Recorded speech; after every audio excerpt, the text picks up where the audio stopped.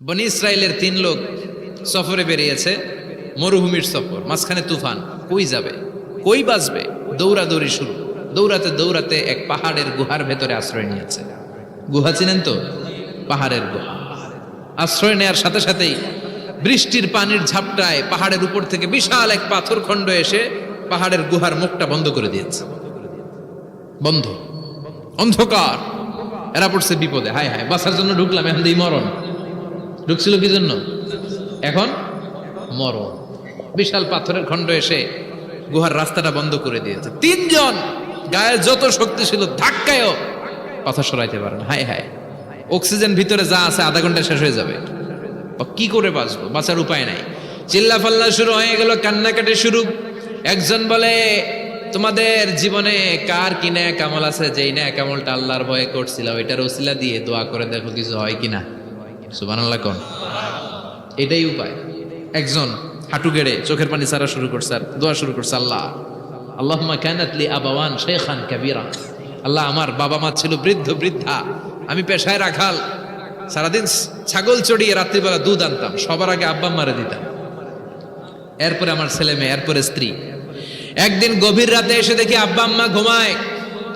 দুধের বাটি নিয়ে আব্বা আম্মার মাথার সামনে দাঁড়িয়ে রইলাম। ছেলে মেয়েগুলো আব্বা এসে বলে, আব্বা দুধ দাও। আমি বললাম পরে, আগে আব্বা আম্মা খাবে, তারপরে তোরা। ছেলে মেয়েগুলো কান্না জুড়ে দিল, আমি দেই নাই। ফজর পর্যন্ত দাঁড়িয়ে রইলাম।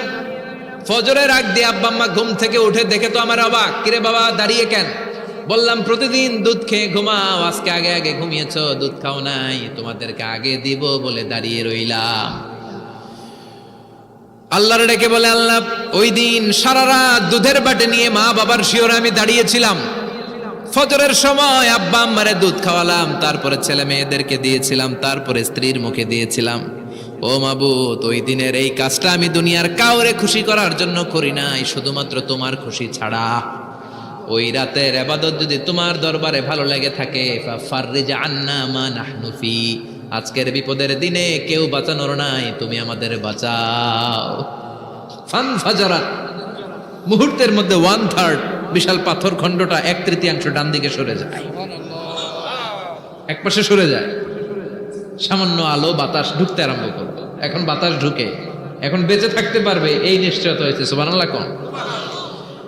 এবার সে বলল, ভাই তোর কি আমল আছে বল। দ্বিতীয় জন হাঁটু গেড়ে আবার চোখের পানি ছেড়ে আল্লাহরে ডেকে বলে, মাবুদ আমার এক চাচাতো বোন ছিল, কানাত লি ইবনাতু আম জামিলা ওয়া কুনতু উহিব্বুহা কাআশাদ্দি মা ইউহিব্বুর রিজাল আন নিসা। আল্লাহ, সুন্দরী, অনন্যা, অপ্সরী, প্রিয়ংবদা, অনুসুয়া, গুণবতী, রূপবতী আমার এক চাচাতো বোন ছিল, তার প্রেমে আমি ছিলাম পাগল পাড়া। কিন্তু সে তো আমার ডাকে সাড়া দেয় না। অনেক চেষ্টা করলাম তারে পাওয়ার জন্য। চাচাতো বোন আমারে বলে, 100 স্বর্ণ মুদ্রা যেদিন দিতে পারবা ওই দিন আমারে পাবা। এবার আমি স্বর্ণ মুদ্রা কালেকশনের কাজে লেগে গেলাম।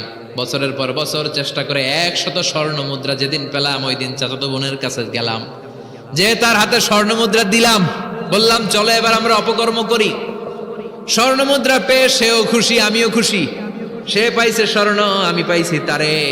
গোপন একটা রুমের ভেতরে ঢুকলাম, দুজনে জামা কাপড় খুলে ফেললাম, নেকেড হয়ে পাপ কাজ শুরু করব। ইন দা মিন টাইম আমার চাচাতো বোন আমারে বলে, ও আমার চাচাতো ভাই, আমারে তুই আমার সতীত্ব তুই নষ্ট করে দিস না, ইত্তাকিল্লাহ, আমার সম্ভ্রম তুই শেষ করে দিস না, ইত্তাকিল্লাহ, আল্লাহরে ভয় কর। আল্লাহ, ওই মুহূর্তে ফিরে আসা কঠিন কঠিন, কিন্তু ইত্তাকিল্লাহ, আল্লাহরে ভয় করে, এই শব্দটা যখন শুনলাম আমার ভিতরটা কেঁপে উঠেছে। আমি মুহূর্তে তোমার ভয়ে জামা পড়ে ওই রুম থেকে চিৎকার মেরে বেরিয়ে গিয়েছে। আল্লাহ, সেদিন আমি পাপ কাজ করি নাই, সেদিন আমি মনের খায়েশ মিটাই নাই, তোমার ভয়ে সেদিন আমি দৌড়ে পালিয়েছি। ওই দিনের ইবাদতটা, আমলটা যদি তোমার কাছে ভালো লেগে থাকে, ফাফাররিজ আন্না ফিমা নাহনু ফি, আজকে যেই বিপদে আছি তুমি বাঁচাও। বলার সাথে সাথে 2/3 2/3 পাথরের খণ্ডটা আরো ডান দিকে সরে যায়। সুবহানাল্লাহ পড়েন। এবার আরো বড় ফাঁকা হয়েছে। এবার তারা বেরোতে চেষ্টা করলো, দেখে মাথা বেরোয়, শরীর বেরোয় না, হাত বেরোয়, পিঠ বেরোয় না, পা বের হয়, দেহ বেরোয় না, আরো ছুটতে হবে। এবার বাকি আছে কয়জন? একজন। সে দোয়া করতে শুরু করলো, আল্লাহ ইস্তাজারতু উজারাক, আমি ব্যবসায়ী ছিলাম, অনেক শ্রমিক ভাড়া করে একদিন একটা কাজ করালাম, সব শ্রমিকের টাকা দিয়ে দিলাম। এক শ্রমিক টাকা না নিয়ে ভাগলপুর কই যে গেছে নিজেও জানি না, ওর টাকা আমার কাছে রয়ে গেল। এই শ্রমিককে আর টাকাটা বুঝাই দিতে পারি নাই। এই টাকা দিয়ে আমি কয়েকটা ছাগল কিনলাম, এই ছাগলগুলো বাচ্চা দিল, ওগুলো বাচ্চা দিল, ওগুলো বাচ্চা দিল, দিতে দিতে বিশাল ছাগলের ডেইরি ফার্ম করে ফেললাম তার ওই টাকা দিয়ে। এক যুগ 12 বছর পরে সে এসে বলে আমার টাকা ফিরায় দাও। আমি বললাম এই যে ছাগলের ডেইরি ফার্ম পুরোটাই তোমার। সে বলে আতাস্তা জি মিন্নি, আমার সাথে ঠাট্টা করো? আমি পাই সামান্য কয়টা টাকা, এক যুগ আগে যেই টাকা পাইতাম ওইটা দিলেই চলবে। আমি বললাম ও শ্রমিক, তোমার টাকা দিয়ে আমি ছাগল কিনে ব্যবসা করেছি, ছাগল বাচ্চা দিয়েছে, বাড়তে বাড়তে বাড়তে বাড়তে আজকের বিশাল এই ডেইরি ফার্ম। এই ডেইরি ফার্মের মালিক আমি নই, তুমি নিয়ে যাও। বলার সাথে সাথে শ্রমিক আনন্দে নাচতে নাচতে ডেইরি ফার্ম নিয়ে যায়। ও আল্লাহ, ওই দিন যদি সে যতটুকু টাকা পাওনা ছিল অতটুকু দিলেই সে খুশি হয়ে যেত। শুধু তোমার খুশির জন্য পুরো ডেইরি ফার্ম আমি তারে দিয়ে দিয়েছিলাম। আল্লাহু আকবার।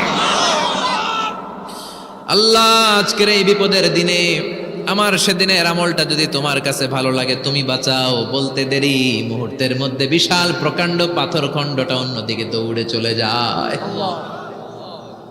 পাহাড়ের গুহা ওপেন, পাথর খণ্ড নাই। আল্লাহর শুকরিয়া আর তাকবীর দিতে দিতে 3 জন বের হয়ে যায়। সুবহানাল্লাহ পড়েন। সহিহ বুখারীর বর্ণনা, সহিহ হাদিস। নিজের এমন কোন নেক আমল যদি থাকে যে আমলটা শুধু আল্লাহর জন্য করেছিলাম, ওই নেক আমলের ওসিলা দিয়ে দোয়া করলে দোয়া কবুল করবে কে? করতে রাজি আছেন তো? এরকম অনেক শুনবেন ক্যান্সারে আক্রান্ত, দুরারোগ্য ব্যাধি, বাংলাদেশের চিকিৎসা শেষ, ইন্ডিয়া গেছে, কয় বাঁচবো 3 মাস। কয় মাস? এরপরে 7 বছর বাইসা ছিল। কেমনে বাঁচলো? কেমনে? দোয়া। দোয়ার পাওয়ার আছে না নাই? তবে দোয়াটা দোয়ার মতো হতে হবে।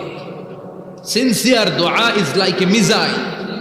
একনিষ্ঠ দোয়া এটা মিসাইলের মতো। মিসাইল হামলা করলে ইঞ্চি ইঞ্চি যেখানে মিসাইল বোমাটা পড়ার কথা ঠিক ওখানে পড়বে। ড্রোন হামলা করলে ঠিক ওখানে, ব্যালিস্টিক ক্ষেপণাস্ত্র নিক্ষেপ করলে লক্ষ্য বস্তু যেমনি ভিত করে, তেমনি দোয়ার মতো দোয়া করলে মুহূর্তেই দোয়া কবুল হয়ে যায়। আমরা দোয়ার মতো দোয়া করতে জানি না, কেমন করে দোয়া করতে হয় আমাদের জানা নাই, এজন্য দোয়াও কবুল হয় না। চিল্লায় কোন ঠিক কিনা? কিন্তু আল্লাহ ওয়াদা দিয়েছেন উজিবু দাওয়াতাদ দাঈ ইযা, আমার বান্দা দোয়া করলে আমি দোয়া কবুল করি, আমার বান্দা চাওয়া মাত্রই আমি কবুল করে নেই। সুবহানাল্লাহ পড়েন। যত দোয়া আপনি করেছেন সব কবুল, সব, অল অফ ইউর দোয়াজ আর অ্যাকসেপ্টেড, সব কবুল হয়েছে আল্লাহর কসম।